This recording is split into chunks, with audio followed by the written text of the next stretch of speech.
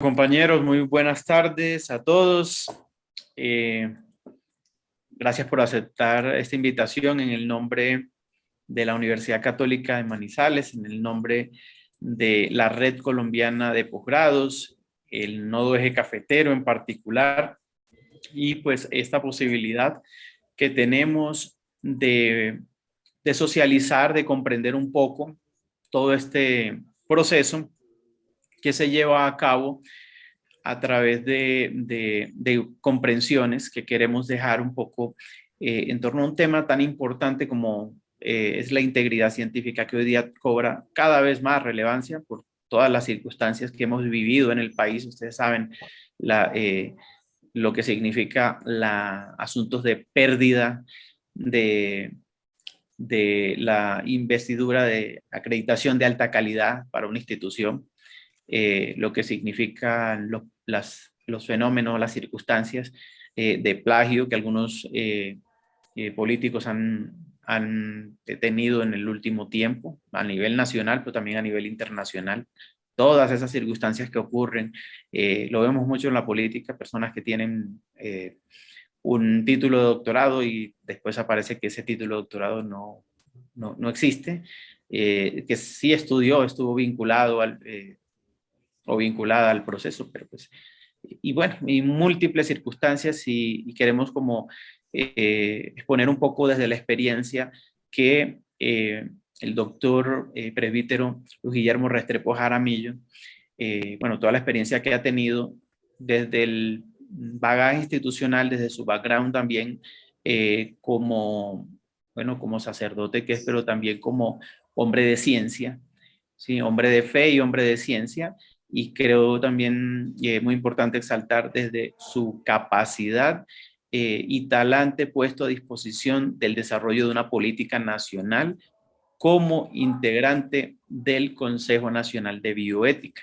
Creo que pues, no es un hecho menor, sino algo muy importante. Entonces tenemos un invitado de lujo, muy cercano, muy conocido para nosotros, muy querido, muy apreciado, muy valorado, pero también una persona humana, cercana, que nos ha abierto la posibilidad de este diálogo.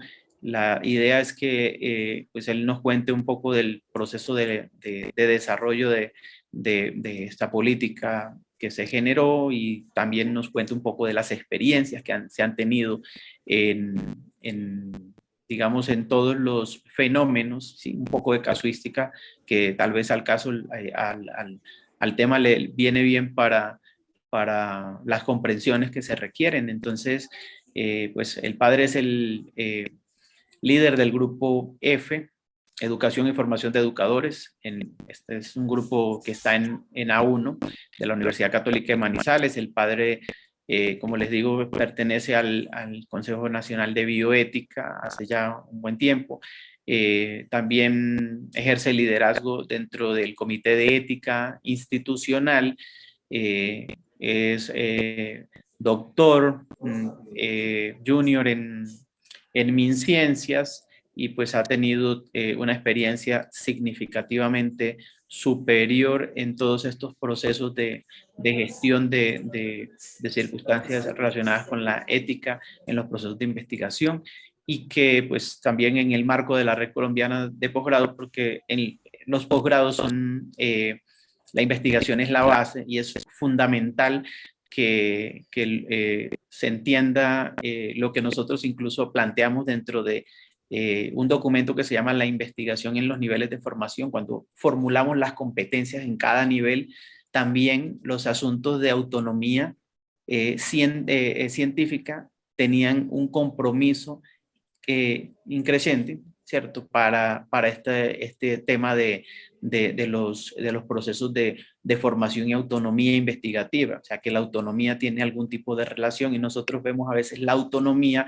como un tema básicamente de saber hacer las cosas por sí mismo y no como lo que realmente representa la autonomía en la comprensión ética del desarrollo investigativo. Entonces, pues yo le voy a dar paso al padre para que pues nos desarrolle la presentación y pues agradecerle de antemano su participación y todo lo que nos va a compartir.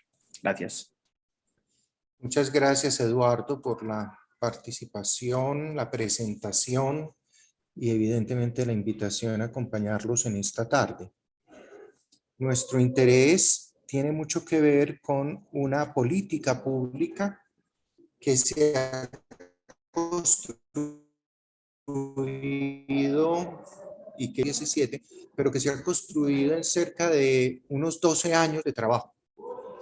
En esos 12 años de trabajo, el ministerio, antes Colciencias, ahora Ministerio de Ciencias, con el liderazgo de la doctora Deyanira Duque y con otros miembros de Colciencias y con un grupo de profesores, investigadores e investigadoras en el área de la bioética, de la ética y de la integridad científica, se han ido desarrollando encuentros, así empezamos, con los diálogos nacionales de ética, bioética e integridad científica.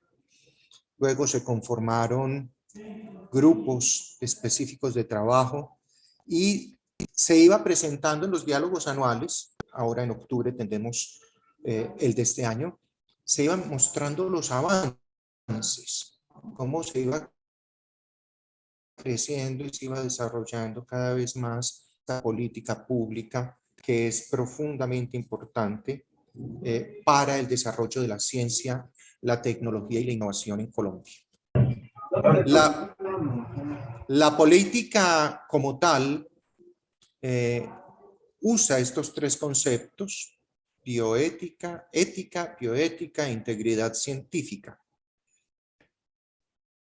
El tema de la bioética ha parecido dominar, digamos, el ámbito investigativo de la ética durante los últimos 50 años aproximadamente, viéndola desde la perspectiva de la ética en la investigación clínica, donde se centró la atención fundamentalmente de la bioética. Sin embargo, todas las demás áreas del conocimiento, desde su propia expertise investigativa, empezaron a reflexionar también cómo apropiar los principios de la ética para poder vivenciarlos con toda claridad en la investigación propia de cada área.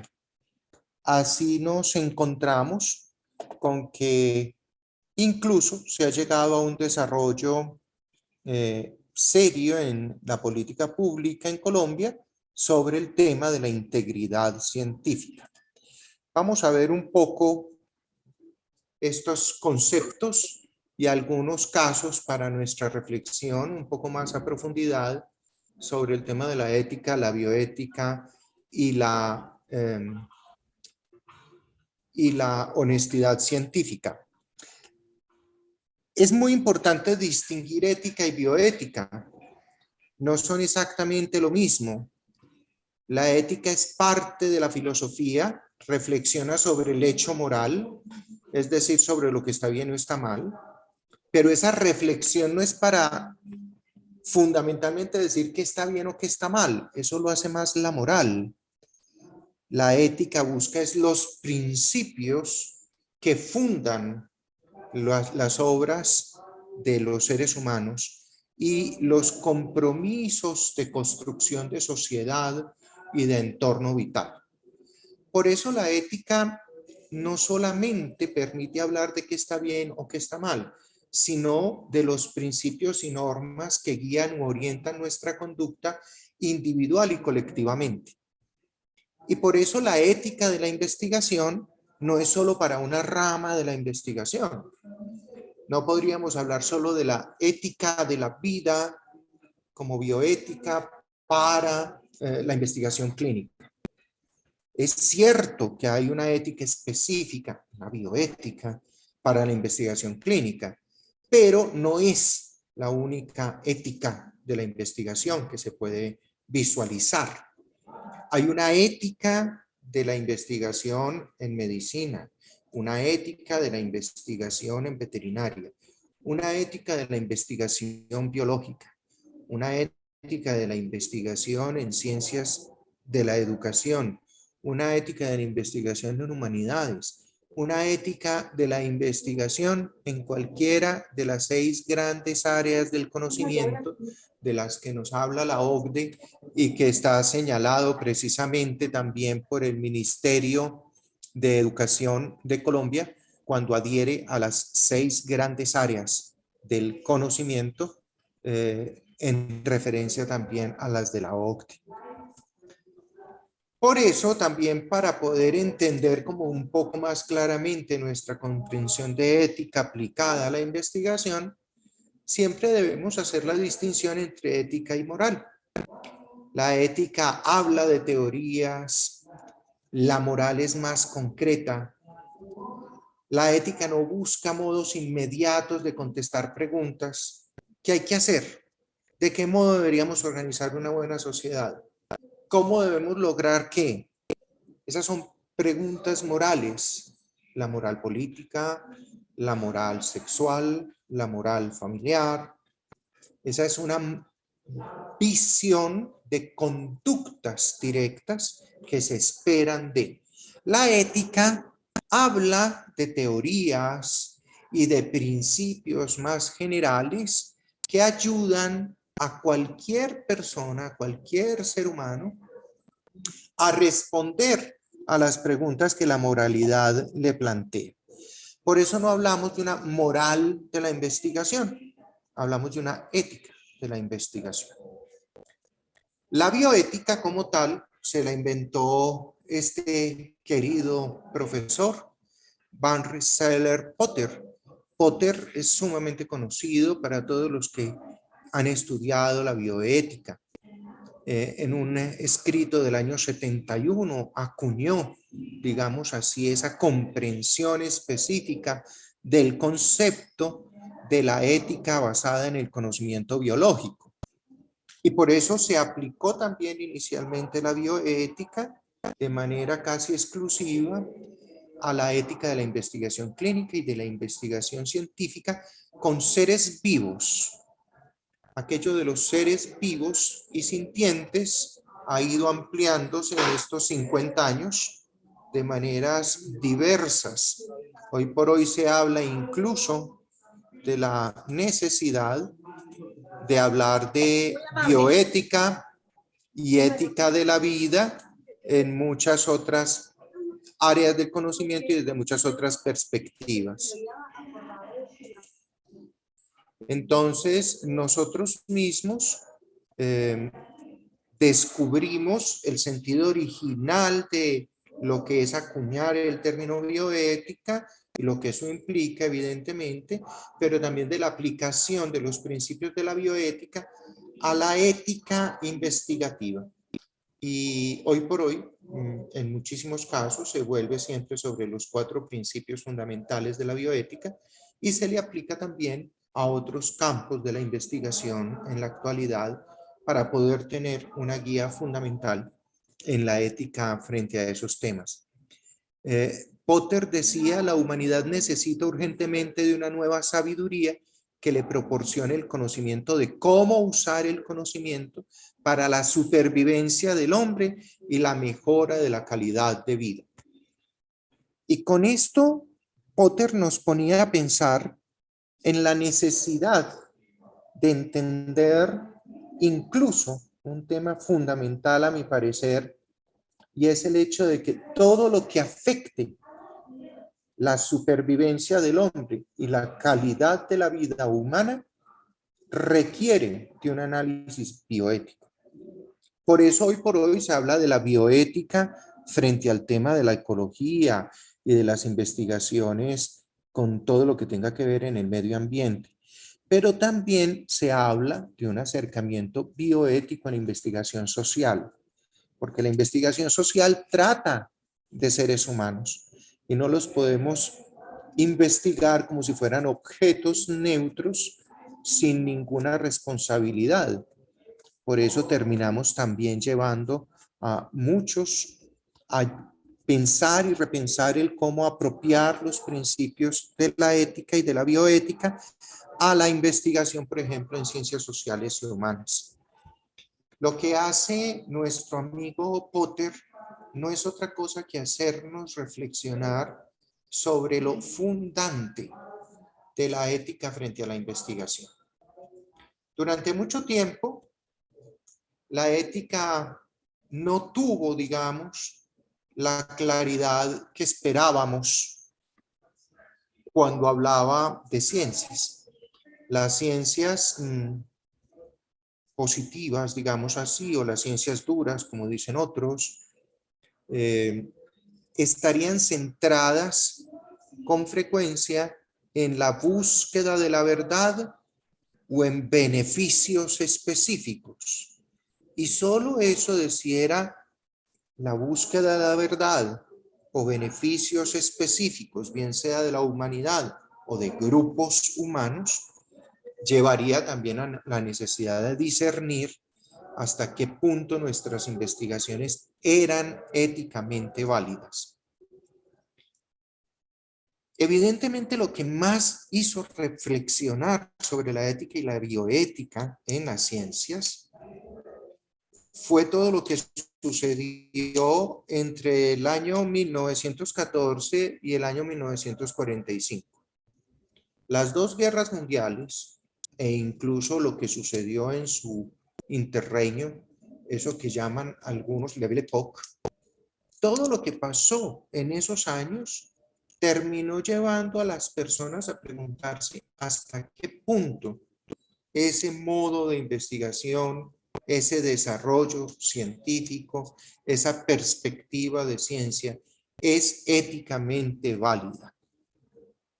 Porque a veces parecíamos capaces de sacrificar cualquier cosa por la presunta verdad buscada.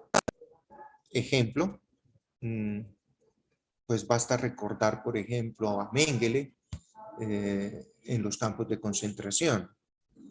O basta con pensar todo lo que se ve presente en los procesos contra los científicos en Nuremberg después de la Segunda Guerra Mundial. Porque el tema de la ética y del respeto a la vida para la ciencia era un tema fundamental que muchos no habían nunca reflexionado a profundidad y que habían terminado pensando que las normas éticas, más que ayudar a la ciencia, eran una dificultad, eran una talanquera en el camino. Hay gente que todavía piensa entre nosotros en el mundo de la ciencia que la ética es un pero para la investigación. Es que el comité de ética de la universidad como es de complicado. Es que esos comités de ética de las clínicas como son de difíciles. Y ahora resulta de que hay que hacer además toda esta cantidad de estudios previos de la ética de la investigación para poderla llevar a cabo. Y después además nos hacen seguimiento sobre si estamos o no estamos cumpliendo lo que prometimos cuando hablamos del tema de la investigación y señalamos los elementos que íbamos a tener en cuenta para cumplir éticamente con lo que nos prescribe, digamos así, nuestra responsabilidad de investigadores. Y entonces nos encontramos con muchísimas personas que terminaron perdiendo el sentido profundo, digamos así, de lo que es realmente la ética en la ciencia. Recordemos este texto tomado tal cual de Adolfo Sánchez Vázquez. El científico ha de poner de manifiesto una serie de cualidades morales cuya posesión asegura una mejor realización del objetivo fundamental que preside su actividad, a saber, la búsqueda de la verdad. Entre estas cualidades morales propias de toda verdadera persona de ciencia figuran prominentemente la honestidad intelectual, el desinterés personal, la decisión en la búsqueda de la verdad y en la crítica de la falsedad. Y esto que ya decía Adolfo Sánchez en el 84, pues es evidentemente una síntesis apretada de lo que se había venido viviendo durante cerca de 40 años, hasta que en 1984 él puede poner por escrito esta síntesis y mostrar que realmente la ética de la investigación tiene que estar centrada en una búsqueda honesta y responsable de la verdad frente a eso que se investiga. Hay muchas personas que en el mundo de hoy discuten si hay posibilidades de llegar a la verdad, pero básicamente, más que preocuparnos por el concepto mismo de la verdad y si la verdad es metafísica, es ontológica o es una verdad ética, aquí nos estamos refiriendo mucho al hecho de la crítica de la falsedad. Buscamos la verdad y criticamos lo falso. Y eso lo hacemos desde nuestras áreas de conocimiento, buscando una investigación cada vez más coherente y más clara al respecto. Es muy importante en este ejercicio que tengamos también una comprensión de un concepto también importantísimo hoy, que es el caso de la integridad científica. Ustedes ven al personaje de la foto, esta la encuentran en Google, en todas partes, es un famoso retrato de Nicolás de Maquiavelo. No se preocupen ni se estresen porque cité yo aquí a Nicolás de Maquiavelo, pero es muy importante entender por qué lo pongo aquí. La integridad científica con frecuencia se pierde cuando los seres humanos tomamos como principios éticos unos principios errados. Nuestro amigo Nicolás de Maquiavelo en El Príncipe termina diciéndole a César Borgia, para quien escribió precisamente El Príncipe, le termina diciendo que tiene que ser capaz de sacrificarlo todo por alcanzar su meta. Y eso hace que los medios terminen justificados por la meta alcanzar. Hay muchos que han aplicado exactamente la misma teoría de Maquiavelo a la investigación científica.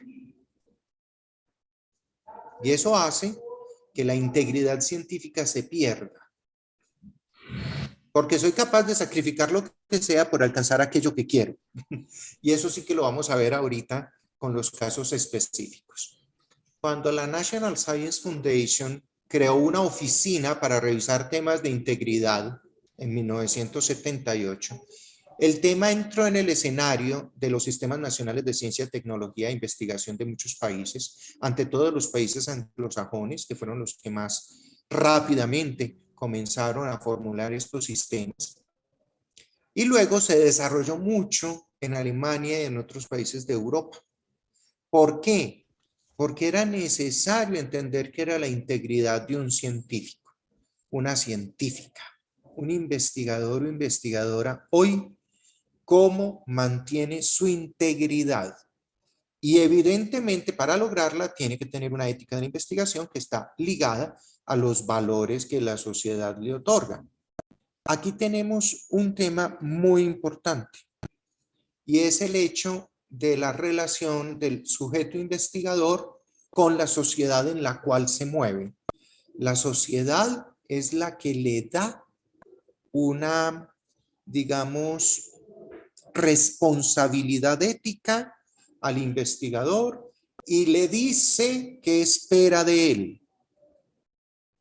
Por ejemplo, aquí está claramente expresado, esto está tomado claramente de la página 21 de las políticas públicas de Colombia, políticas de ética, bioética e integridad científica, y mire claramente lo que nos dice. Así, por ejemplo, un país con altos niveles de corrupción tiende a otorgarle poca o ninguna importancia a la ética de la investigación.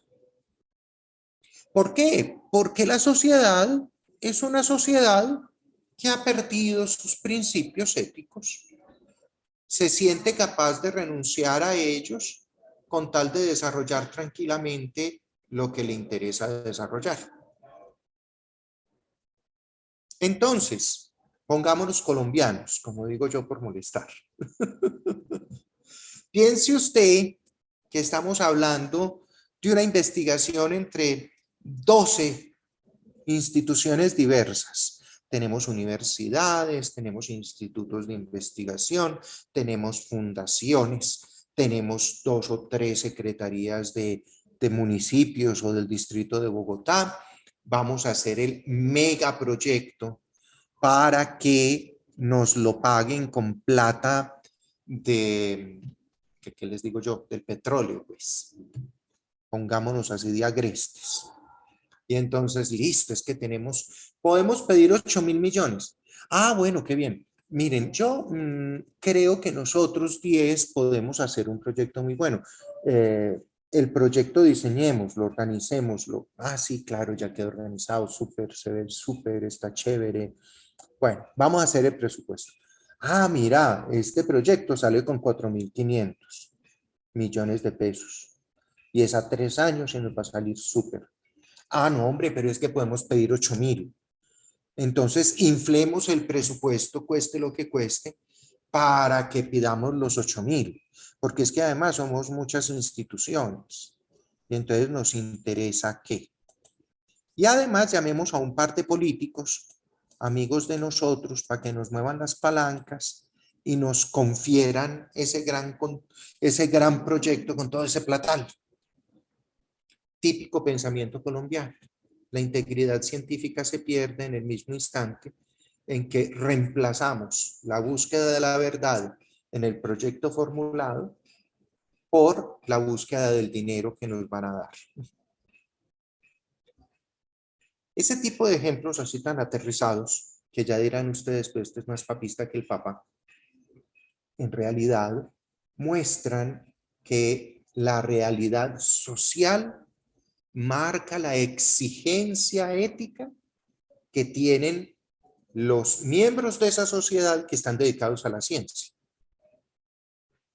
¿Por qué? Porque es que usted no es ajeno a su realidad social.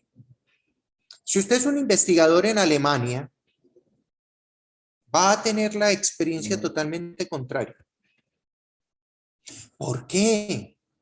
Porque es una sociedad que sobrevivió a la Segunda Guerra Mundial, a todo lo antiético que pudo haberse imaginado desde el desarrollo de una sociedad y de una política, a terminar diciendo hay que mantener la honestidad, la rectitud y la integridad a prueba de balas.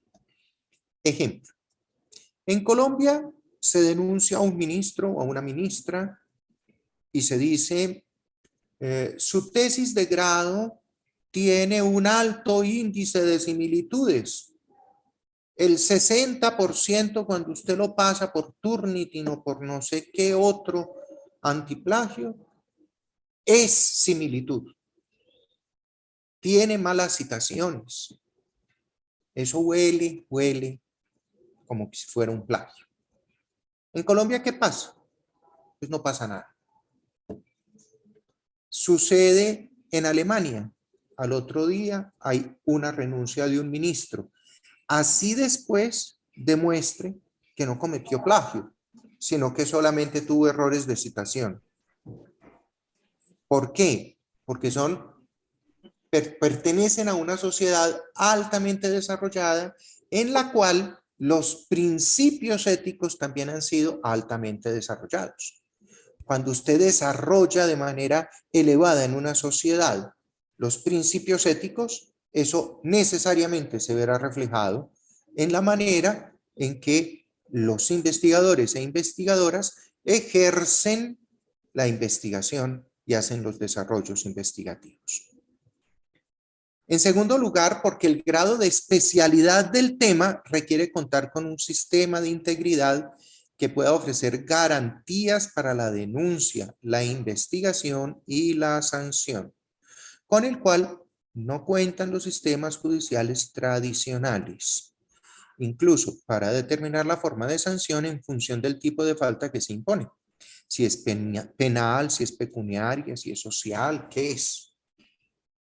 Pero miren que la integridad científica dependerá de la sociedad en la que estamos y terminará dependiendo de algo que a mí me parece sumamente complejo, pero que habla de algo delicado. Y es que pareciera que nuestra ética requiere de legislación. Hay gente en Colombia que cree tener una magnífica ética científica porque cumplen toda la norma. Pero dígame, ¿qué norma hay que esté legislando toda la conducta ética, bioética o de integridad científica que pueda afectar o no a un investigador o investigadora en Colombia? Pues no hay cómo, no hay cómo ni hay cuándo. Yo no puedo legislar todo eso en un país. Eso es imposible. Yo no puedo tener un código de ética, bioética e integridad científica porque cada día encontraré un caso más para tener que legislar al respecto. Lo que tengo que tener son unos principios éticos que me guíen tan claramente que no me pierda en el ejercicio de los desarrollos de la ciencia. Les voy a poner en el chat, perdón, ahorita les voy a poner en el chat este link que aparece aquí, que es el de las políticas del Ministerio y del Estado colombiano, políticas de ética, bioética e integridad científica, que también las pueden buscar sin problema en Internet, en Google. ¿Por qué? Porque ahí está y está muy completo. Y ahí pueden tener ustedes el acceso a las 68 páginas que hay por ahora. Hay otras obras que se han ido publicando desde los diálogos de ética, bioética e integridad científica en Colombia y evidentemente otras que hablan del diagnóstico de lo que podríamos decir es el tema de los comités de ética, bioética e integridad científica en el país. Vamos a ver algunos casos y los vamos a analizar porque vamos a ver de todo un poco para verlo desde los principios éticos. Ustedes aquí se encuentran con un tema típico. ¿Cómo se desarrolla una vacuna contra la malaria? Nosotros tenemos mucho que ver con el tema por una cosa muy simple, porque tenemos a nuestro querido amigo Patarroyo y todos hemos estado vinculados de alguna manera con el discurso y con las temáticas que ha desarrollado incluso la investigación del doctor Patarroyo sobre el tema de la malaria. Pero en el mundo hay muchísimas vacunas de la malaria. Y hay muchas investigaciones que están desarrollando vacunas y que pretenden desarrollar nuevas vacunas cada vez más efectivas para que realmente se puedan llamar tales sobre la malaria. Pero miren estas preguntas sobre cómo desarrollar la vacuna contra la malaria. El uso de un placebo resulta apropiado en el contexto. Imagínese usted, yo voy a probar una vacuna, me voy para la zona de África que tenga mayor presencia de malaria y a unos les voy a poner la vacuna y a otros les voy a poner el placebo. ¿Eso es ético? No estoy jugando con un grupo muy grande de personas que están en alto riesgo de sufrir malaria sin tener en cuenta sus necesidades reales y simplemente viéndolos tal vez como raticas de laboratorio. Puedo ir usando a las personas como si fueran ellos sujetos de investigación a los que puedo poner en riesgo en su vida. La pregunta del millón es, ¿hay otro modo distinto de realizar la investigación y de probar la vacuna sin tener que usar uso de placebo? Ah, sí, es que se podría hacer así, así, así. Ah, bueno, pero entonces la pregunta ética lo va a llevar a buscar el mejor modo de diseñar su investigación para no afectar a nadie con la investigación de la vacuna. Por aquí tengo a alguien. El micrófono, porfa, Diana Carolina.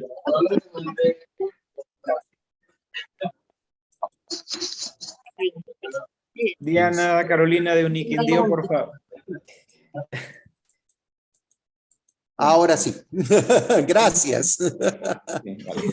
Muchas gracias.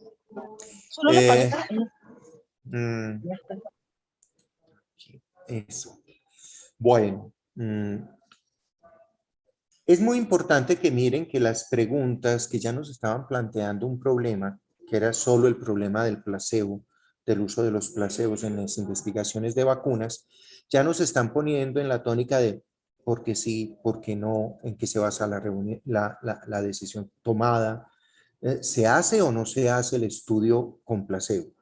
¿Hay un modo mejor de hacerlo? ¿Por qué terminamos usando mejor el segundo que el primero propuesto? O viceversa. Los investigadores deberían proporcionar un tratamiento para los casos de malaria en la comunidad. Si la respuesta es positiva, el tratamiento para la malaria debería proporcionarse a todo el pueblo que participa del estudio o solo los niños que adquieren la enfermedad. Y miren que esa ya es una pregunta profundamente ética. ¿Qué hacemos? Este laboratorio que está con estos científicos investigando en este tema de esta vacuna, ¿a quiénes va a ayudar de manera directa a tratar su enfermedad? ¿Por qué a todos o por qué solo a algunos? ¿Por qué solo a niños? ¿Por qué no a los mayores también? Yo no sé si ustedes recuerdan cuando estábamos en plena pandemia que eso nos hizo volver a todos como especialistas en temas de este tipo, que hubo un gran debate en muchas partes del mundo donde se preguntaban si las vacunas debían ser usadas solo en los más jóvenes o solo en los más viejos. Y uno decía, bueno, ¿y si es solo para los jóvenes, por qué? ¿No nos importa que se mueran los viejos? Y si es solo para los viejos, es que los jóvenes son más resistentes y si mueren algunos, pues ¿qué importa? ¿Qué había detrás de ese preguntarse para quién van las primeras vacunas? Todavía hay países del mundo donde la mayoría de estas vacunas han llegado en muy poco porcentaje. Hay otros como Colombia que tenemos alto porcentaje de vacunación. Usted tendría que preguntarse, bueno, ¿y por qué unas sociedades tienen mayor acceso a la vacuna y al tratamiento con las vacunas que otras? Ahí habría también motivos éticos para hacerse preguntas sobre las aprobaciones, por ejemplo, de las licencias de emergencia para las vacunas del COVID en su momento. Los investigadores tienen el deber de cuidar a los participantes de la investigación o a sus familiares. Pues todo depende de usted cómo piense que son aquellos que participan en la investigación. Si usted ve a aquellos que participan en la investigación solo como ratones de laboratorio, pues seguramente le parecerá que no es fundamental cuidarlos. Pero si usted tiene un deseo profundo de ayudar a que el ser humano tenga una vida más plena, más digna y libre de la enfermedad de la malaria, pues usted va a cuidar de sus participantes en la investigación y de los familiares alrededor de ellos. Yo no sé si ustedes se acuerdan de una investigación que en este momento no recuerdo el nombre, que se realizó en Estados Unidos sobre enfermedades venéreas. Y inoculaban a personas de raza afrodescendiente con enfermedades venéreas y veían a largo plazo cuáles eran los efectos que tenían esas enfermedades venéreas en ellos. Y eso se vino a hacer, digamos, a dar a conocer hace cosa como de 25 años, cuando eso ya se había terminado, esa investigación hacía por ahí otros 20 y había durado cerca de 30 años. y habían muerto una cantidad de personas que habían participado en la investigación, y todo porque se consideraba muy importante y muy valioso saber cuáles eran los efectos de las enfermedades venéreas a largo plazo en los adultos que las habían contraído. Usted termina diciendo, ¿cómo es posible que usted destruya la vida humana, sea capaz de ponerla en riesgo, sea capaz de matar personas con tal de averiguar algo que a usted le parece muy importante conocer y que cree que es una hipótesis válida que debe ser conocida, cueste lo que cueste? En este caso, cueste la vida de cuanto sea necesario en estos afrodescendientes del sur de Estados Unidos. Hay una pregunta que, la cuarta, que me pareció muy importante para cualquier vacuna y cualquier tratamiento. ¿Es la muerte el único indicador importante de éxito de la vacuna? Dado que en la mayoría de los casos se presume el diagnóstico de malaria y que para atribuir la causa de muerte se utiliza la autopsia verbal, ¿se justifica el ensayo para probar la eficacia de la vacuna? No, pues es que todos los que se mueren en esta zona mueren de malaria. Entonces, el 80% se murieron de malaria. Óigame, ¿usted sabe si eso es cierto? La autopsia verbal es, ¿y de qué se murió? ¿Y qué sentía? ¿Y qué tenía? ¿Y de qué color se puso? Y con eso ya se llega a la definición de, sí, es que se murió de malaria. ¿Y será que eso es suficiente criterio? Las consideraciones éticas pueden afectar el diseño del estudio. En este estudio, del desarrollo de una nueva vacuna contra la malaria, ¿cómo afecta la obligación ética de mejorar la atención y el tratamiento de la malaria al diseño del estudio? ¿Qué es que se nos vuelve muy costosa? ¿Qué es que se hace sumamente difícil para el laboratorio que está interesado y que está financiando la investigación? Realmente no alcanza a vislumbrar cuáles van a ser las utilidades que va a tener con ese desarrollo. Ahí empiezan a entrecruzarse una cantidad de elementos que van a ser desde la ética, evidentemente, tomar, digamos, como posición y terminar incluso cambiando el diseño de una investigación. Ahora, sigamos adelante. El caso Zimbardo, este caso muy similar a otro que es un poco más conocido, un doctor en psicología, Philip Zimbardo, realizó un experimento que terminó en un caos completo. Consistía en contratar y pagar a varios sujetos para que vivieran en una prisión como guardias y otros como prisioneros, pagándoles $15 al día por participar. Evidentemente, un día cualquiera se le ocurrió a Zimbardo llevar a su novia, que también era psicóloga, a ver lo que estaba pasando con esa investigación. Allá todos sus contratados, unos cumpliendo con su función de guardias, otros de prisioneros y demás. Y ella quedó horrorizada por la calma de su novio ante las humillaciones y castigos que recibían los falsos prisioneros de aquellos que asumían el rol de guardias. Zimbardo, después del tirón de orejas de la novia, que me imagino que además estuvo a punto, si no, de dejarlo tirado y decirle que era su exnovio, tuvo que cancelar el experimento a los 6 días de estar haciéndolo, siendo que se estaba esperando que durara 2 semanas. ¿Por qué? Porque lo que él estaba interesado en ver, que era una investigación de tipo conductual, ya estaba llevando a una afectación grave de aquellos que participaban en la investigación. Eso hace pensar que desde la ética, no toda investigación es pertinente, no toda investigación es factible. Cuando un comité de ética de investigación, bien sea ética clínica o ética de la investigación, le dice que no a una investigación, no lo dice por hacerle la guerra al investigador. Lo dice simple y llanamente porque hay que cuidar de los principios éticos que han de defender la búsqueda de la verdad en servicio del bienestar humano y evidentemente del desarrollo de ese mismo ser humano. Tengo aquí otro caso que me llamó profundamente la atención leyendo varios casos. Me puse a ver la casuística de estos temas.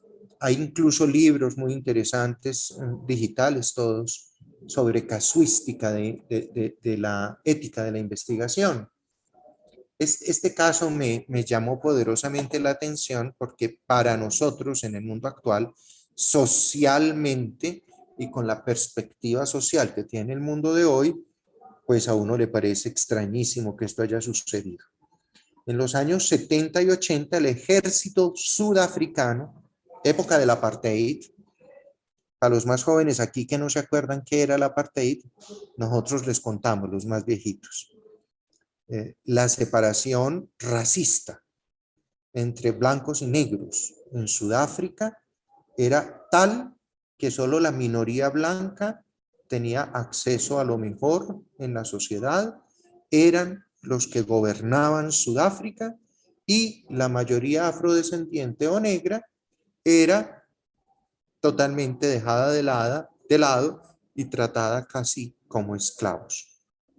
Eso fue contra lo que luchó el famoso Mandela y otros en ese medio ambiente de Sudáfrica que tuvo esa marca tan fuerte a través del tiempo. El ejército decidió obligar a sus miembros gay a que se cambiaran de sexo. No solo eso, sino que además les forzó a recibir terapia psicológica, tomar medicamentos que podían resultar muy perjudiciales y recibir terapias de electroshock para alterar sus impulsos sexuales. El objetivo de estas irracionalidades era eliminar la homosexualidad del ejército. Muchos de estos sujetos fueron condenados a pasar sus días en clínicas psiquiátricas militares, en donde los doctores intentaban encontrar una especie de, entre comillas, cura para la homosexualidad, objetivo de lo más ilógico desde su concepción. Pero básicamente hicieron todo un desarrollo investigativo y toda una aplicación de terapias que consideraban ellos podían obligar al cambio de aquellos que tenían una orientación sexual diversa de la heterosexualidad. E incluso llegaron a proponer el cambio de sexo para que no tuviéramos homosexuales. Usted termina diciendo, es un caso como salido de toda lógica. Sin embargo, veamos que, por ejemplo, ha habido legislación en algunos estados de Estados Unidos y en algunos de Europa al respecto de la prohibición de lo que llaman terapias de cambio. ¿Por qué? Porque muchas de ellas lo que buscan no es ayudar a alguien a aceptarse psicológicamente y como persona madura en su orientación sexual, sino a dominar y transformar la orientación sexual de alguien a toda costa, sin tener claro lo que eso pueda, digamos, implicar para las personas que pasan por este tipo de terapias. Algunos creen que es absolutamente válido. Otros, evidentemente, como lo dice el investigador que presentaba este caso, es una cosa ilógica desde su concepción. Aquí llegamos a un tema en el que tendríamos muchos casos que nombrar. Este no es de ética propiamente dicha o de bioética específicamente. No, este sí es de pura integridad científica. Cuando usted mira este cuadrito, usted se da cuenta de que hasta el año 2019, de 1997 al 2009, perdón, se incrementaron las retractaciones de artículos en el mundo entero de un modo increíble. De menos de 50 retractaciones al año, en el 2009 ya estaban en 350 retractaciones al año. Hoy por hoy el número es muchísimo más alto. ¿Por qué se daban esas retractaciones de artículos? ¿Por fraudes? ¿Por malas prácticas? ¿O por errores que se volvieron un problema para la producción de nuevo conocimiento en las revistas indexadas? ¿Qué ha sucedido con esto? Personas que forzan los resultados de la investigación. Antecitos de la pandemia, 2019, la ganadora del Premio Nobel de Química de unos 3 o 4 años antes, tuvo ella que retractar uno de los artículos que había publicado en una revista Q1 en inglés de Web of Science. Todo el mundo se sorprendió, a nivel mundial fue noticia en los periódicos, porque todo el mundo dijo, pero la doctora fulana de tal, que es ganadora del premio Nobel, ¿cómo así? Pues le tocó retractar un artículo porque ella, al escribir el artículo con 2 de sus estudiantes de doctorado, resultó que uno de sus estudiantes de doctorado, que estaba muy interesado en graduarse, para graduarse, simple y llanamente hizo fraude con los datos de la investigación. Y ella se vino a dar cuenta 3 años después porque estaban repitiendo la investigación con unas finalidades distintas. Y al realizar los mismos ejercicios investigativos en química, se dieron cuenta de que estaban falseados fraudulentamente los de ese artículo que habían publicado con anterioridad.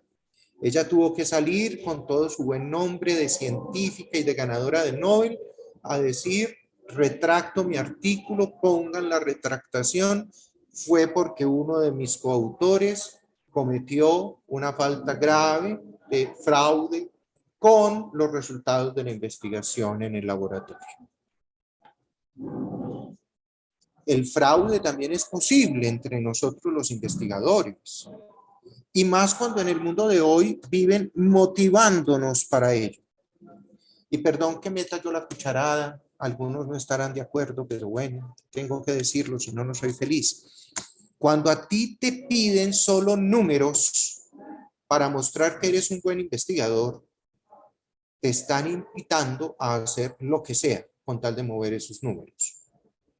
Yo no sé cómo puede ser posible que haya investigadores en Colombia con 25 artículos publicados en un año y todos en revistas Q1 y Q2. Y uno dice, Sagrado Corazón de Jesús, pues este señor vive para eso, o esta señora vive para eso.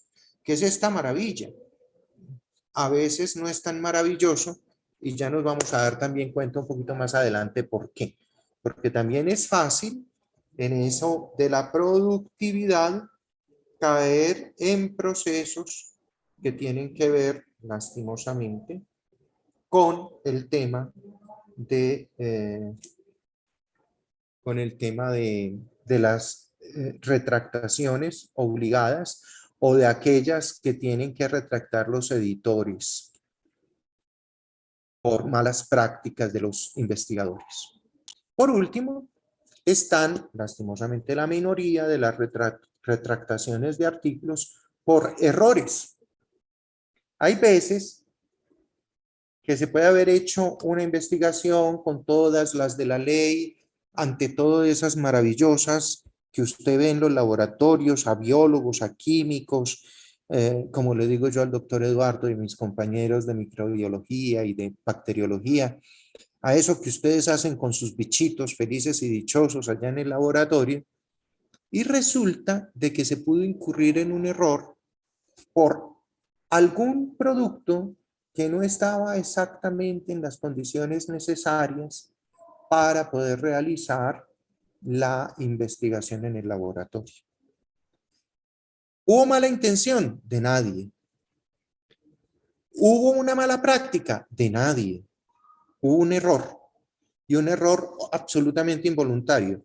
Pero cuando se descubrió el error, tocó retractar el artículo y toca publicar uno con los resultados más veraces después de lo que le sucedió. En el mundo de hoy, el tema de la retractación de artículos se ha vuelto un quemadero. Se vuelve una tumba profesional para el académico, para el investigador, porque ipso facto la gente y los compañeros y compañeras, tus pares, terminan, digámoslo así, desconfiando de ti. Entonces, es sumamente importante que usted tenga la claridad de qué está buscando y que usted sepa eso para dónde va. Y es muy importante que eso lo tengamos claro cuando producimos conocimiento, sin importar si es de las ciencias básicas, ingenieriles, matemáticas, de arte y diseño, de ciencias sociales o de humanidades. La fabricación de datos significa que el investigador no hizo el estudio. Y en esto, lastimosamente, hemos visto casos internacionales que han sido sumamente graves. Investigadores que no realizan los experimentos, pero que luego terminan simple y llanamente inventándose las respuestas a esos experimentos para quedar tranquilos. Entonces, es muy importante tener todo eso muy claro. Nosotros no podemos falsificar datos. La falsificación del dato evidentemente hace ya de la investigación una investigación viciada. En segundo lugar, el plagio académico como apropiación indebida de ideas, imágenes, investigaciones y o productos artísticos ajenos. Nosotros apenas estamos desarrollando una verdadera, no solo jurisprudencia, sino una verdadera sensibilidad ante el respeto de las ideas, imágenes, investigaciones y producción artística ajena. Y esa sensibilidad apenas está generando hoy por hoy, porque antes se veía muy referida a un aspecto específico, que era el plagio en la literatura o el plagio en la música, porque detrás estaba la producción de dinero a través de la publicación de esas obras, de una obra musical, por ejemplo, un famoso cantante que tiene un gran éxito, al poquito tiempo sale una denuncia por plagio y le toca demostrar si hubo o no hubo plagio. Sin embargo, eso que era común en la música, en lo editorial de la literatura, se ha convertido ya en un tema de interés permanente para el investigador. ¿Por qué? Pues básicamente porque el copy-page del Internet no nos ayuda.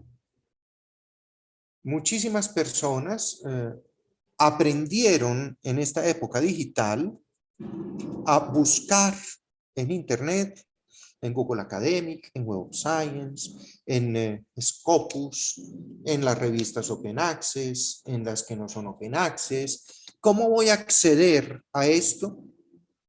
Y con frecuencia o citan mal o simple y llanamente se apropian ideas ajenas sin la referencia necesaria o simple y llanamente hacen mal las citas indirectas y terminan fácilmente incurriendo en el plagio casi que de manera a veces involuntaria, otras de manera directa y voluntaria.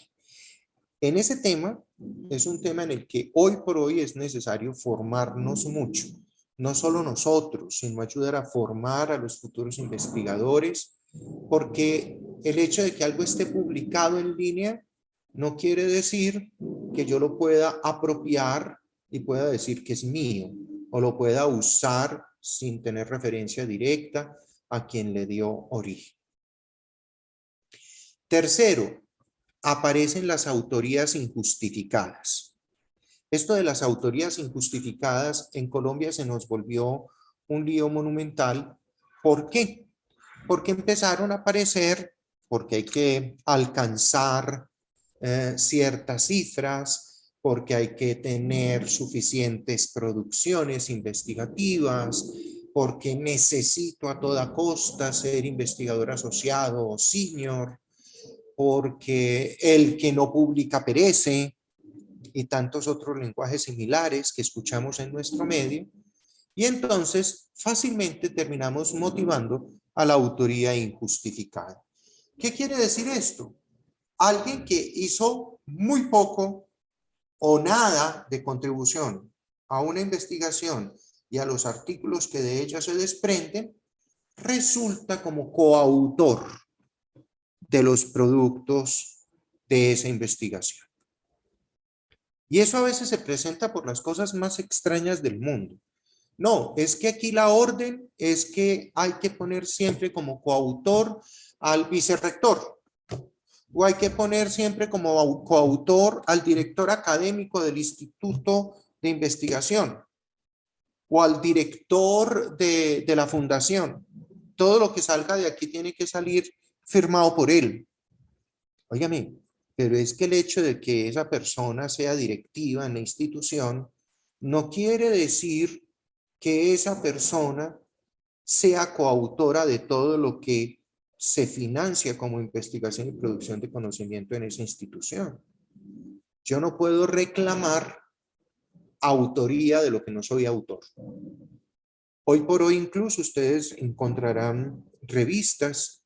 En este momento caigo en cuenta de una que me parece muy valiosa en América Latina, la revista electrónica Educare de Costa Rica, donde te envían un documento en el que cada uno de los coautores tiene que poner qué fue lo que hizo en la investigación y en la producción del artículo, y cuál es el porcentaje de contribución de cada uno de esos coautores a ese artículo que se va a publicar. Y tienen que firmar todos 4 o 3 o 2, los que sean.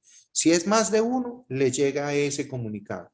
Cuéntenos cómo fue su participación en ese artículo. Si usted va a figurar aquí como coautor, cuéntenos por qué. Cuéntenos qué es lo que lo hace coautor. ¿Y eso de qué habla? De la honestidad científica. Tenemos este cuarto punto que es la autoría incompleta. Se le niega el crédito a un autor que es responsable de una parte decisiva del contenido intelectual del artículo. Ah, es que yo peleé con fulanito, yo no me quiero volver a ver con él en toda la vida, qué piedra, no, yo saqué el artículo y yo no lo puse porque es que peleamos tanto en esa investigación y me da mucha piedra y no quiero. Entonces termina uno diciendo, no, pues así quién, con esta visión de las cosas, pues no se logra, no se logra reconocer la autoría completa de quienes deberían respaldar lo que se publica. Y aquí tenemos un caso que yo llamo que la colombianada. Hay unos, pero esto se ha dado en todas partes del mundo, no solo en Colombia. Las producciones salami. La palabra es sumamente coloquial, pero muy descriptiva. Se publican 2 artículos o más, súper parecidos, todos parecen pues como 80% iguales, el 20% va poniendo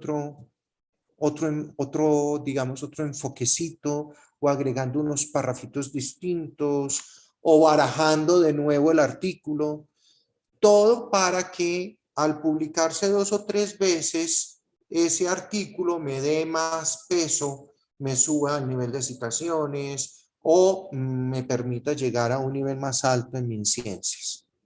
Las producciones salami se han vuelto comunes.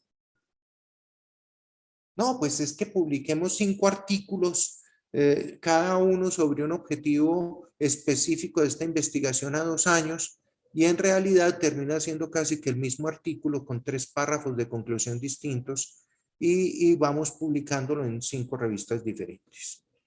La producción salami es una falta de ética, básicamente porque el autor tiene un conflicto de intereses, quiere sacar provecho adicional de una investigación, no quiere aportar nada nuevo a su área de conocimiento, lo que quiere es que de esta contribución específica que encontré en la investigación, yo pueda sacar 5, 6, 8, 10, 12, 15 productos que así no se lo merezcan, figuren como más producción de nuevo conocimiento de mi parte.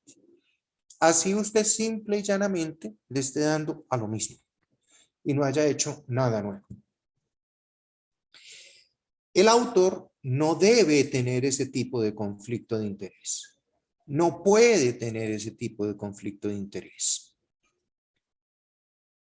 Es importante que sepa que no puede sacrificarlo todo por su buen nombre académico o por subir su sueldo, porque cada publicación que yo tenga me va a elevar en algún porcentaje mis ingresos en tal o cual institución. Así como estos 5 casos, hay muchos otros que también requerirían ser tenidos en cuenta. ¿Qué es lo que uno nota como falla fundamental en todos estos procesos? Que no hay desarrollo de criterios y valores para la investigación. Que exigimos criterios y valores para los demás, pero no para nosotros mismos. Y que con facilidad relativizamos la importancia de nuestros criterios en investigación simple y llanamente porque yo prefiero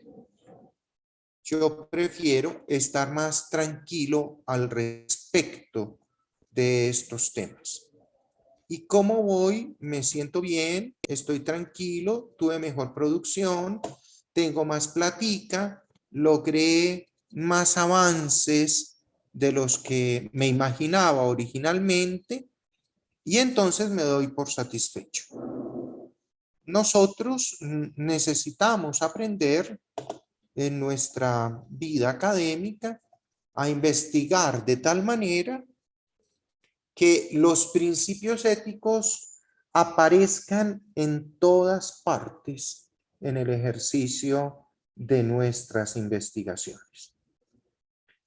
Ejemplos. Y seguimos con los ejemplos concretos. Los consentimientos informados. Ese es un típico problema de la ética en la investigación hoy. ¿Por qué es un problema? Porque se convirtió en una condición para poder investigar. Entonces, simple y llanamente, saco un documento, le digo al que va a intervenir en la investigación, lo voy a entrevistar o le voy a aplicar tal o cual vacuna o no sé, un tratamiento nuevo postulado para tal o cual enfermedad y le digo, firme aquí. Ah, ya, quedó firmado el consentimiento informado.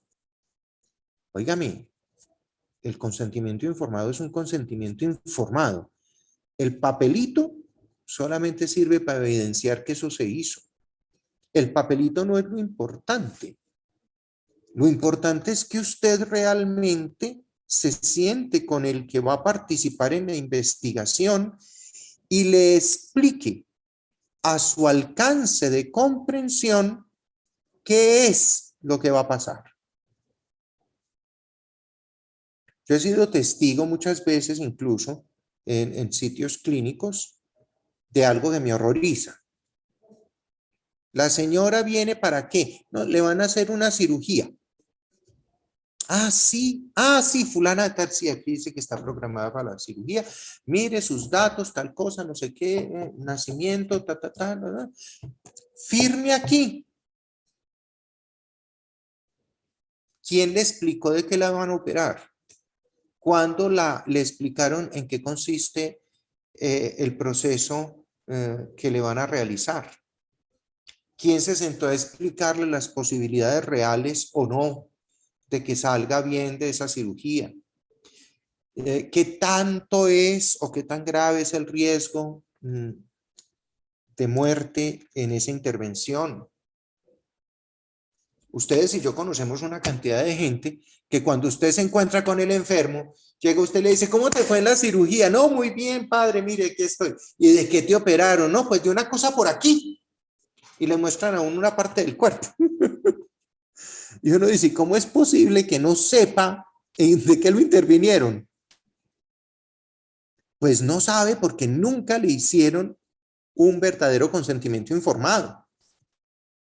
No sabe porque nadie se sentó a decirle, mira, es que tú tienes esta parte de tu organismo que es la vesícula llena de unas piedritas. Ahí eso se llenó como de piedritas por culpa de esto y esto. Y si no te sacamos eso, eso se puede estallar y eso puede llevar a una enfermedad mucho más grave que se llama peritonitis y te puedes morir. Entonces te tenemos que sacar la vesícula. Ay, no, qué bobada, ¿yo para qué le voy a explicar a ese pobre campesino? Ese pobre campesino es un bruto, es un animal. ¿Yo qué me voy a sacar un ojo explicándole? No, yo con decirle que le vamos a quitar el dolor tengo. No, el consentimiento es informado, es un consentimiento informado. No es un papel para meter en el archivo.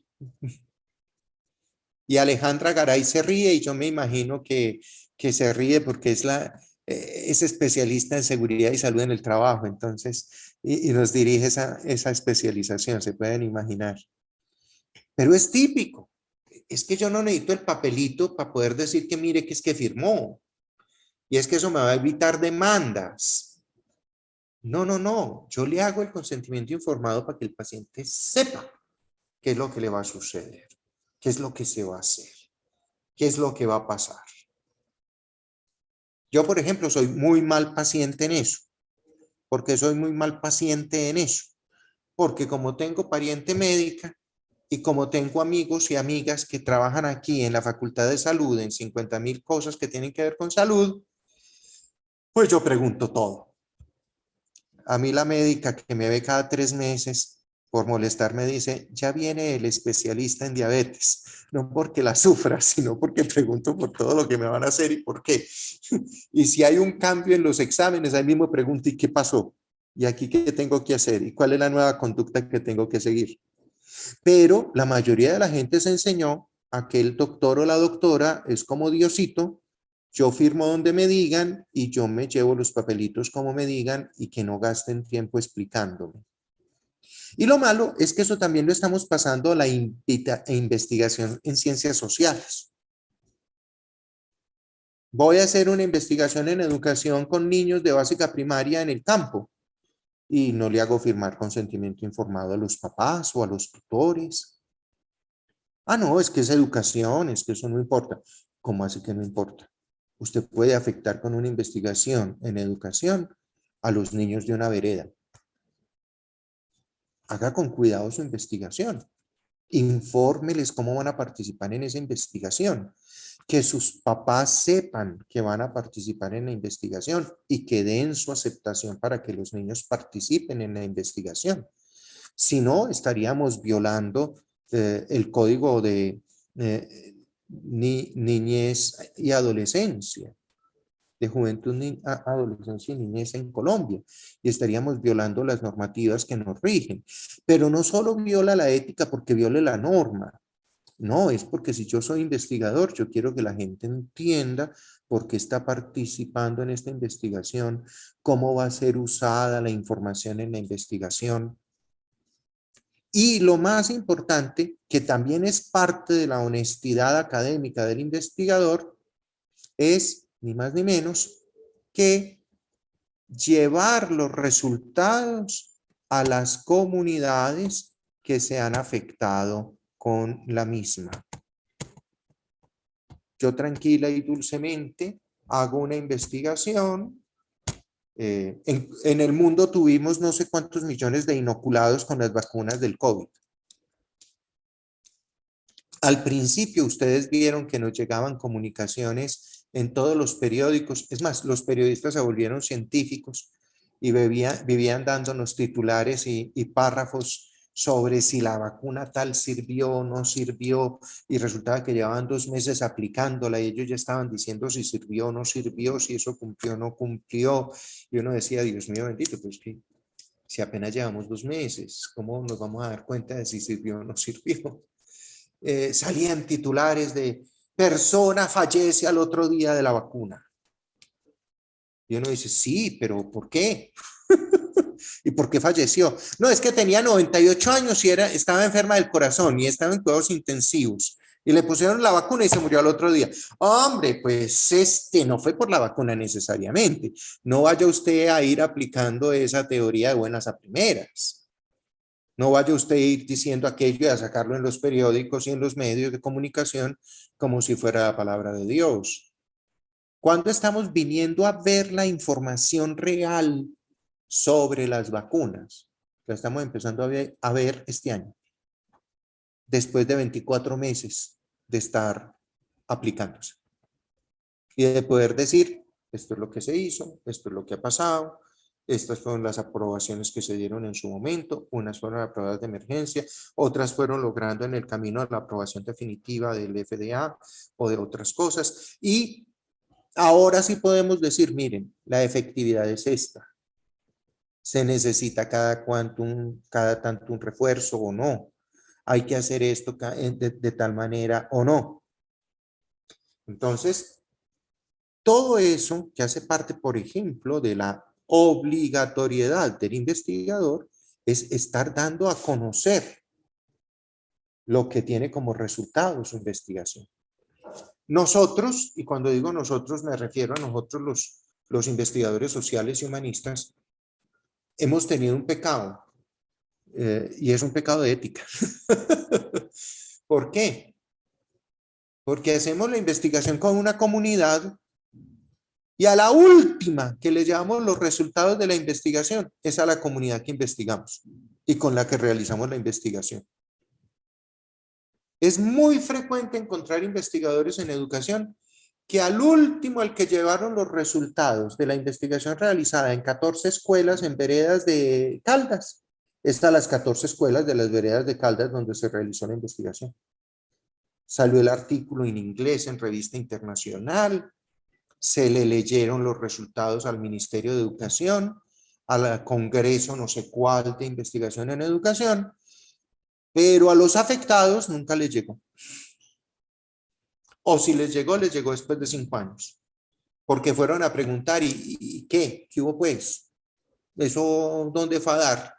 Esa investigación, ¿qué pasó con ella?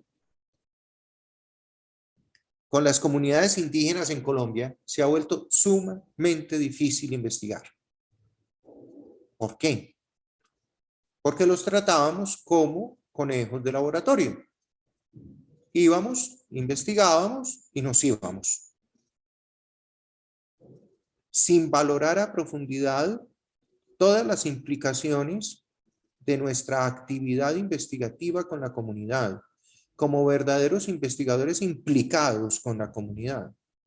Como eso se nos olvidaba, después no dábamos a conocer los resultados de las investigaciones. Hoy por hoy, muchos gobernadores indígenas se demoran mucho para dar una aceptación a una investigación porque lo que buscan es, bueno, ¿y eso cómo va a revertirse hacia la comunidad? Esa investigación que usted va a desarrollar, doctora, doctor, eso cómo va a ayudar a esta comunidad indígena. ¿Cómo vamos a hacer para apropiarnos de esos conocimientos? Y eso cómo nos va a ayudar a mejorar. Si no, nos fregamos. No llegamos a ninguna parte con esto. Tenemos muchos problemas éticos en la investigación en todas las áreas. Les voy a contar uno complicado que tenemos hoy por hoy en el Consejo Nacional de Bioética, porque hemos estado siendo consultados sobre el tema y, y vemos pues que es un berenjenal. Hay cosas que usted termina diciendo, bueno, ¿y aquí cómo hacemos? ¿Cuáles son los principios éticos para aplicar en el caso de nuestros queridos hipopótamos de Pablo Escobar en el Magdalena Medio? Hay respuestas facilistas de un lado y del otro. Hay unos que dicen eso, mande un grupo de cazadores y que maten a todas esas bestias que no tienen nada que hacer aquí. Y hay otros que salen con unas tan ilusas como, hombre, pues que se los lleven todos para el África.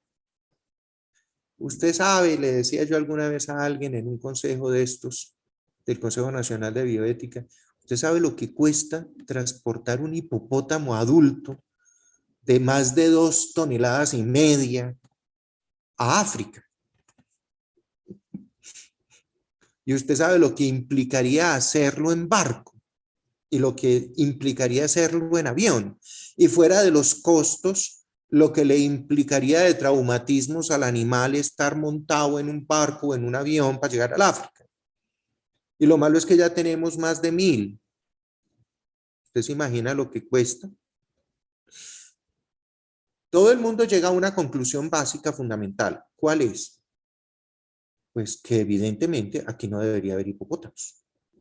Y que jamás se le debió haber autorizado ni a Pablo Escobar ni a nadie a que se trajera un hipopótamo del África para tenerlo, y menos una pareja, en una hacienda.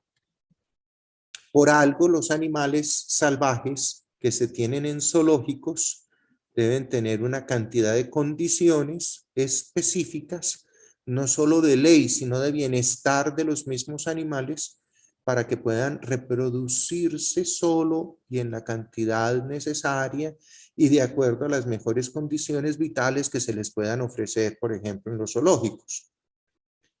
Pero a nosotros incluso nos sucedió que con estas pocas parejitas que había en la hacienda de Pablo Escobar, terminamos con una raza invasiva del Magdalena Medio, que evidentemente nuestros amigos hipopótamos pues no tienen quien se los coma en el Magdalena Medio. Y ellos se comen todo lo que se les atraviesa. Y matan todo lo que se les atraviesa. ¿Ellos son carnívoros? Pues no. Ellos no matan ganado para comérselo. Ellos matan ganado, ¿por qué? Porque el ganado se les atravesó. Y entonces ellos se defienden. Y un hipopótamo bravo es muy peligroso. Además, porque usted se imagina lo que es un mordisco de un hipopótamo. Ese no le arranca el brazo, lo estripa. Ustedes se imaginan esa bocota gigantesca con toda esa presión. Cogiendo lo que sea, pues evidentemente mata animales. Y no los mata simple y llanamente para comérselos. No es su idea. Sin embargo, aquí no tienen quien los controle. Ni siquiera los cambios climáticos son suficientes para mantener controlado el tema de los hipopótamos. Entonces, ¿qué hacemos con ellos? Miren, hay propuestas de todas las ideas. Que hay que castrarlos químicamente. ¿Y cómo hacemos para encontrar a los 1,000 hipopótamos que están todos libres en el Magdalena Medio para una castración química? Eso tiene muchos líos. Cada vez que uno se sienta a escuchar a las fundaciones de animalistas o a las fundaciones que están dedicadas al cuidado de animales o a grupos de veterinarios o asociaciones de medicina veterinaria sobre el tema, es un tema complejísimo, complejísimo. ¿Por qué? Porque hoy por hoy tenemos una sensibilidad hacia los seres sintientes, como se llama entre ellos a los animales, que no es la misma que se tenía hace 100 años.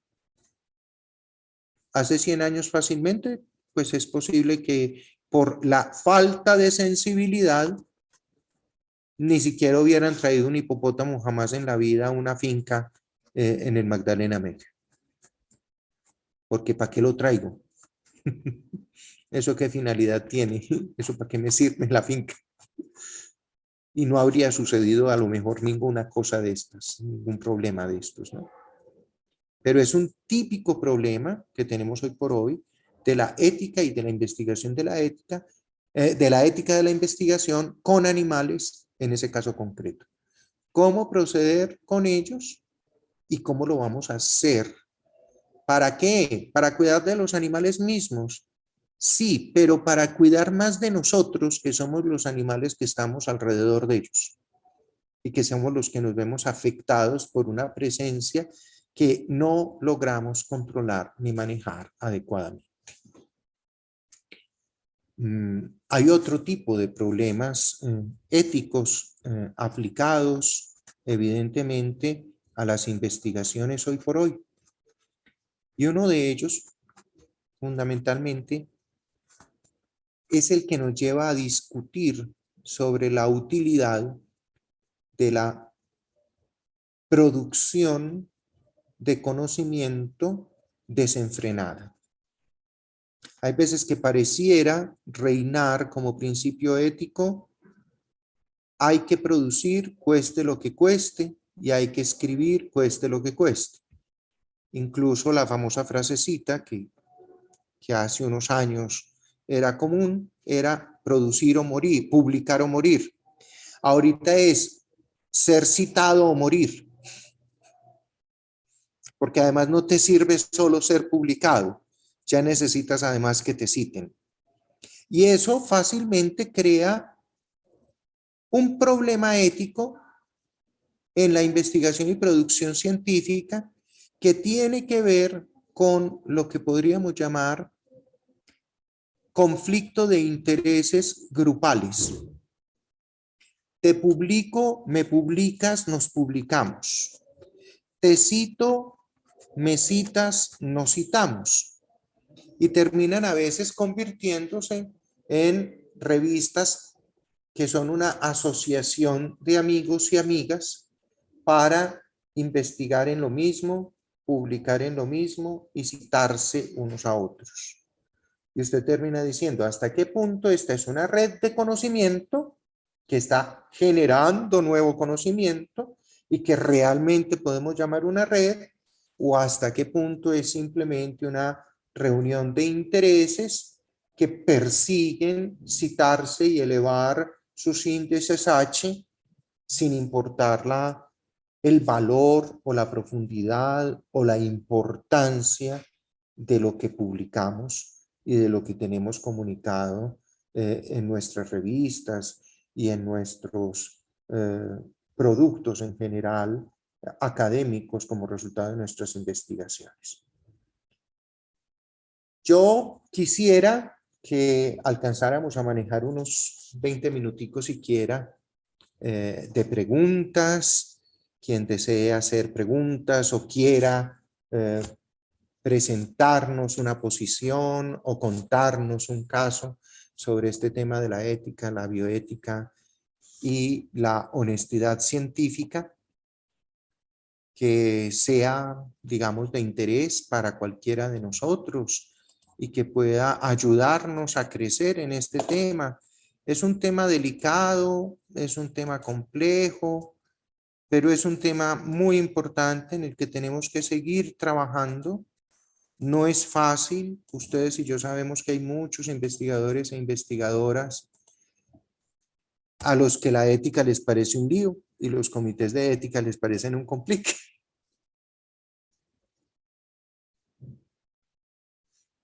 Lo que nos dice Patricia Gómez González en el chat, excelente presentación, padre, definitivamente todo nace de la formación del ser. Y es cierto, nuestra interacción como personas y nuestra construcción como personas en esa interacción social. Y eso es lo que va a fundamentar nuestra toma de decisiones y nuestra visibilización de los valores y de la ética frente a las realidades cotidianas.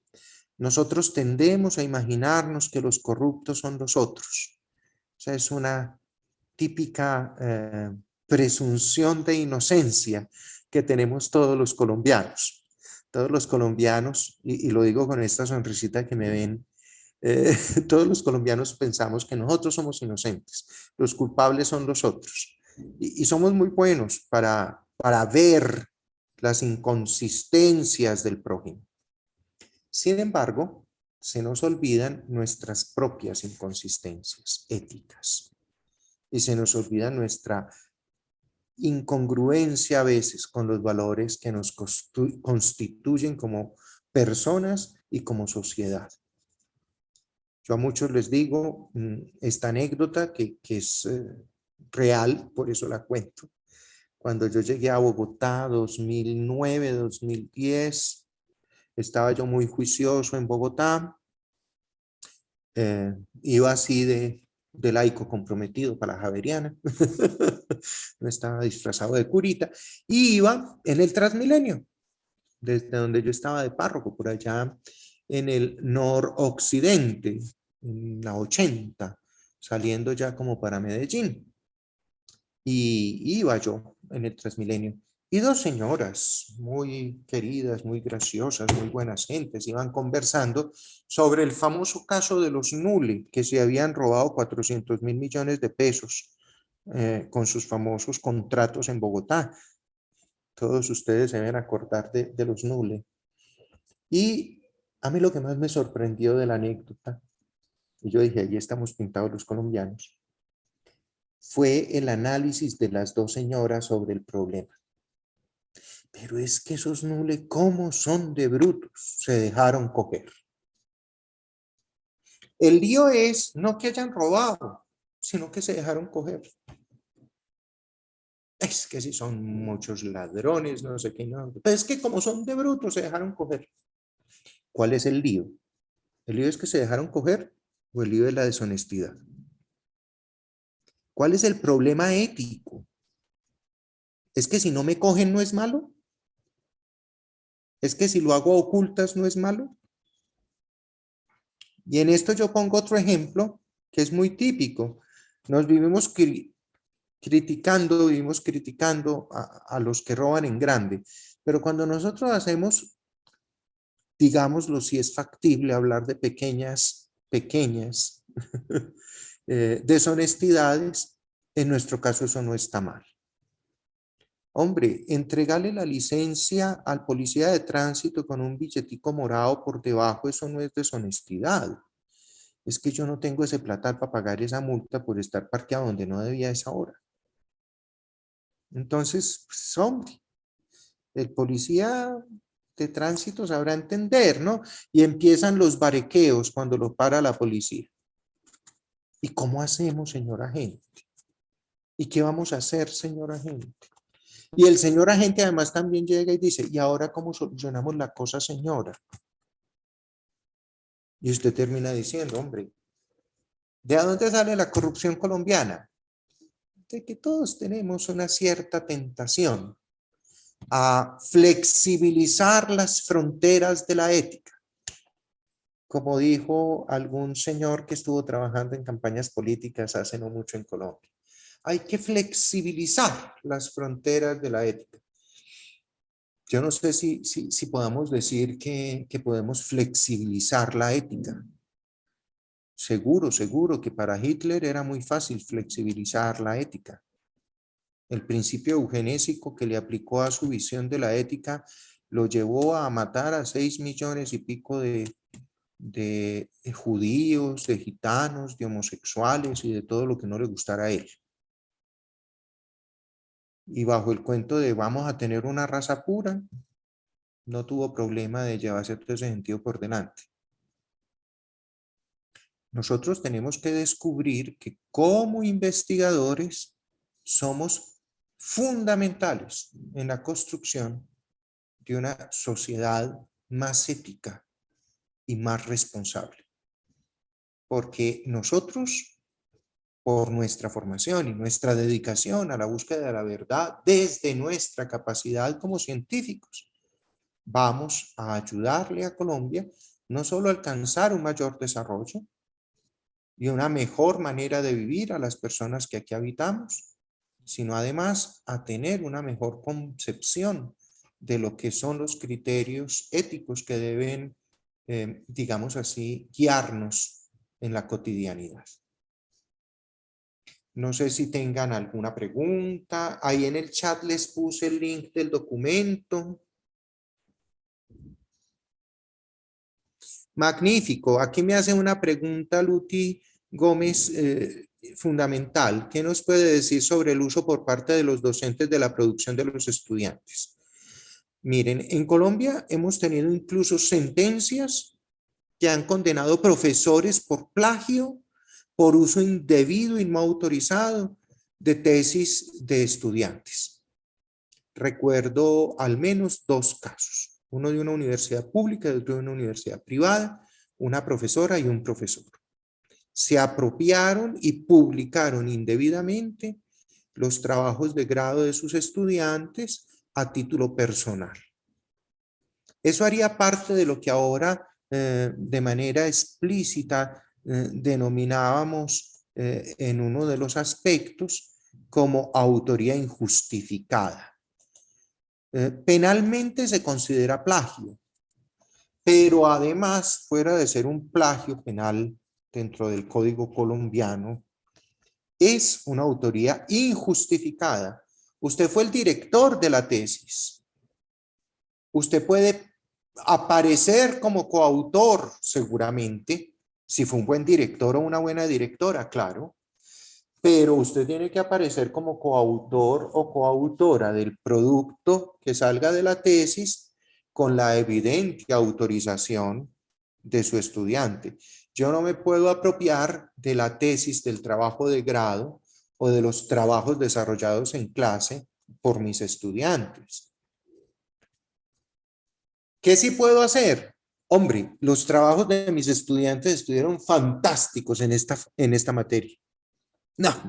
Este componente, y lo di de una manera excelente, y mire cómo trabajaron estos muchachos, qué cosa tan interesante. Les propongo que publiquemos juntos. Les propongo que hagamos un capítulo.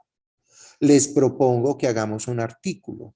O les propongo que hagamos un libro de compilación con las diversas experiencias de los estudiantes o con esos diversos resultados de investigación de los estudiantes.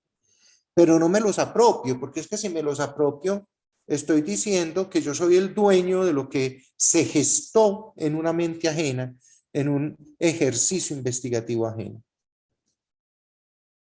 Entonces, cuento con ellos y soy coautor con ellos, pero no me apropio del material de los demás.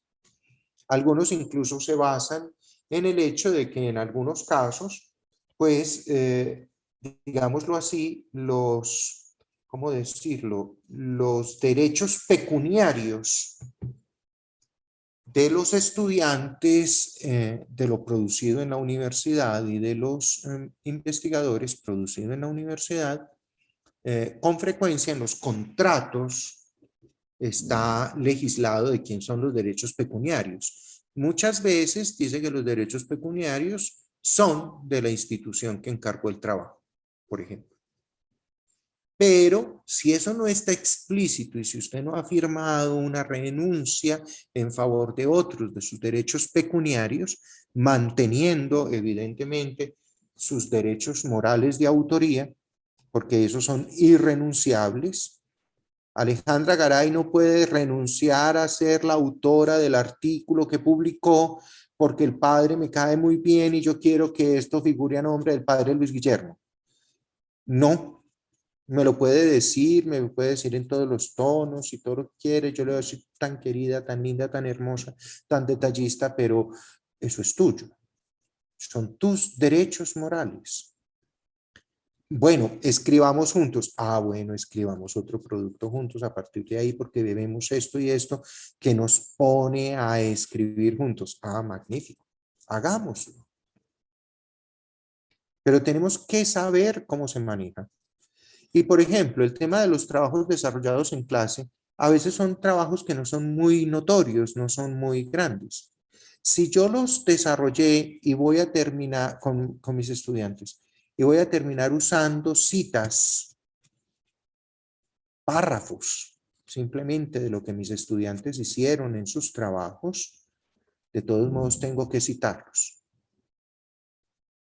Este párrafo es de Gómez y Siller y no está publicado en ninguna parte.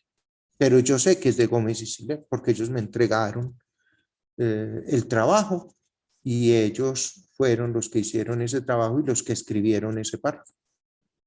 Y yo lo cito como unos alumnos míos que tienen ese trabajo sin publicación. No ha sido publicado, pero yo reconozco la autoría. Siempre debemos reconocer la autoría para evitar cualquier lío.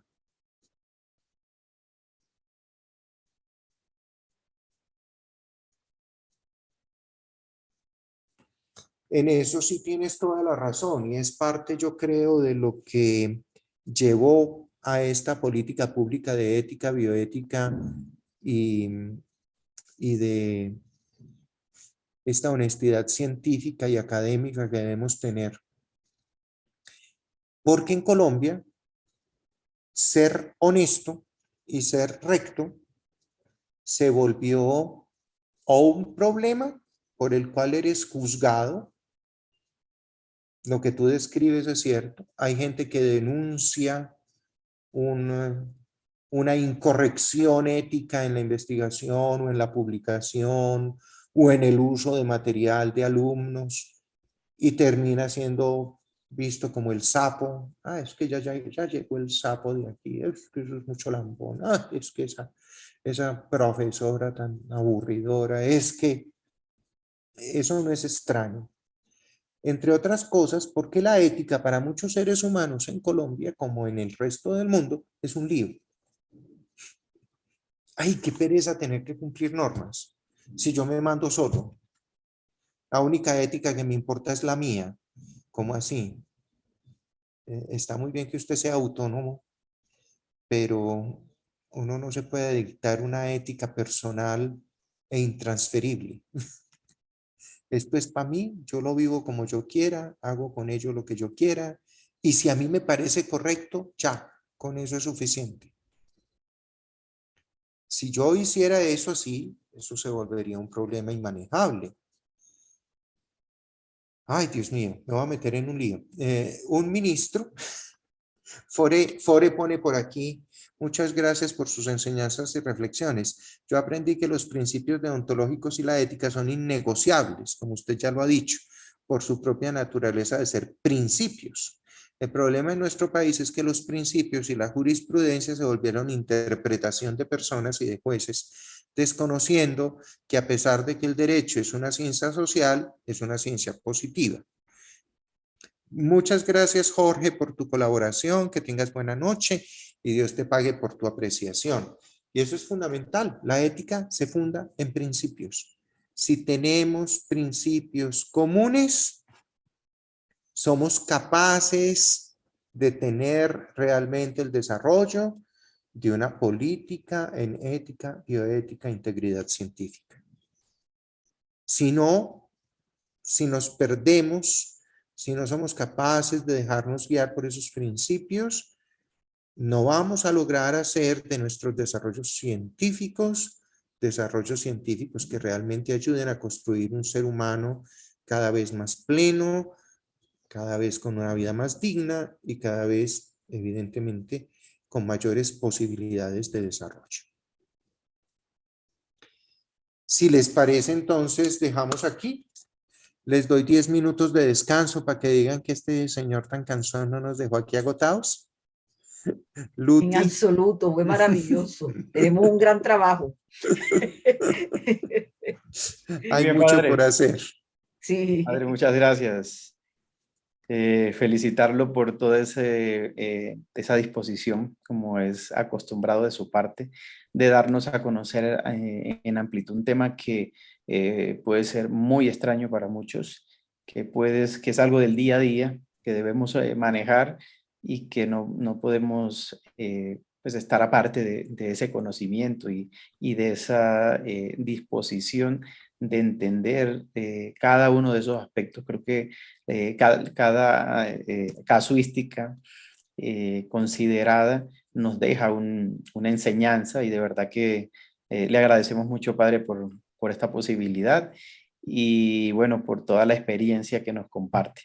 En nombre de la Universidad Católica de Manizales, agradecerles también a todos los presentes, a los que ya se fueron también, que pudieron estar, que se dispusieron a este espacio y que, bueno, también a la participación y la difusión que se hizo desde la universidad, desde las universidades del Nodo Eje Cafetero, y de la propia Red Colombiana de Posgrados, de la Dirección Nacional de la Presidencia, y pues considerar esta posibilidad como un espacio de acercamiento que también nos permita a nosotros generar reflexiones para todos los espacios que tenemos en nuestros comités.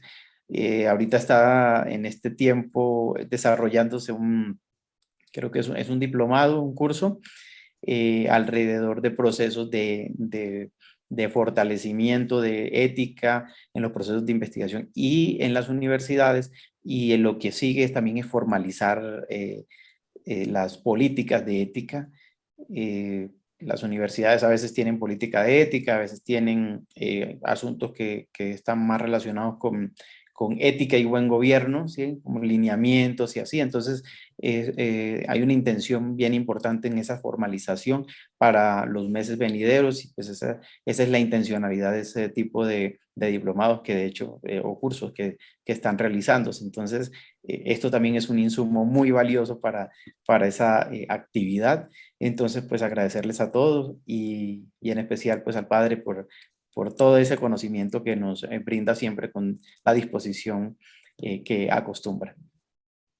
Muchas gracias a todos. Gracias, Eduardo. Que tengan una buena noche. Vale, vale. Hasta luego. Cuídense mucho.